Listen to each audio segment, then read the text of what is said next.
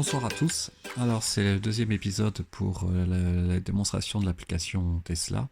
Là je voulais vous montrer vraiment ce qui se passe quand on ouvre les portes de la voiture. Alors vous voyez là je suis en train d'ouvrir les deux portes de gauche, donc c'est clair. Maintenant j'ouvre le coffre avant.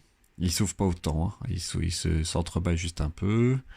Le coffre arrière. Et maintenant, je sais pas si ça va bien se voir, mais je vais ouvrir.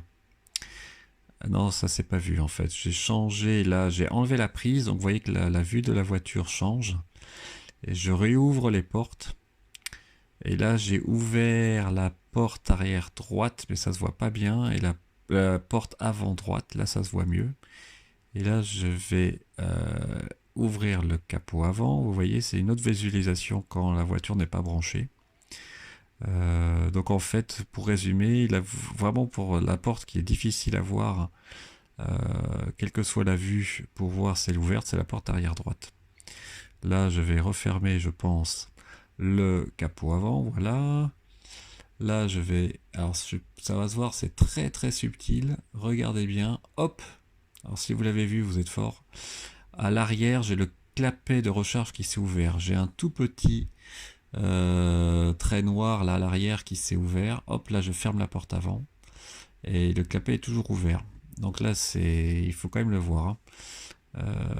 Mais avec l'habitude, on peut le voir. Là, je réouvre la porte avant gauche, c'est pour vous montrer que si j'essaye de fermer, en fait, il y a un échec. Donc ça peut être utile si la porte arrière droite, par exemple, est mal fermée et que vous ne le voyez pas sur l'appli.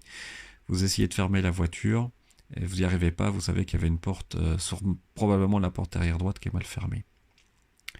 Alors maintenant, on va... Là, je vous montre juste la boîte de réception, etc. C'est pas très intéressant.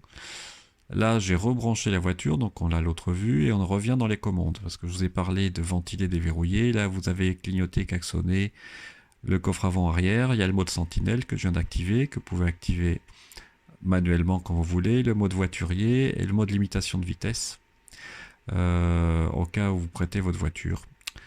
Et vous pouvez désactiver aussi le code PIN pour que la personne puisse conduire la voiture. Là, je voulais juste vous montrer maintenant la sortie auto, je la montrerai un jour en temps réel. Planifier un entretien, car c'est quand même là où l'application devient vraiment encore plus intéressante, si ce n'est que la fonctionnalité Bluetooth pour pouvoir ouvrir la voiture rien qu'avec son téléphone, là c'est vraiment indispensable.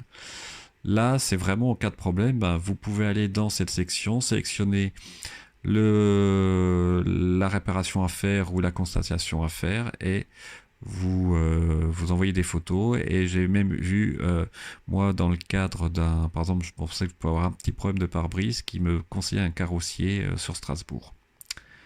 Voilà, donc deuxième épisode, j'espère que ça vous a plu. N'hésitez pas à vous inscrire et à m'envoyer un mail pour toute information sur les Tesla qui vous intéressent. Bonne soirée, au revoir.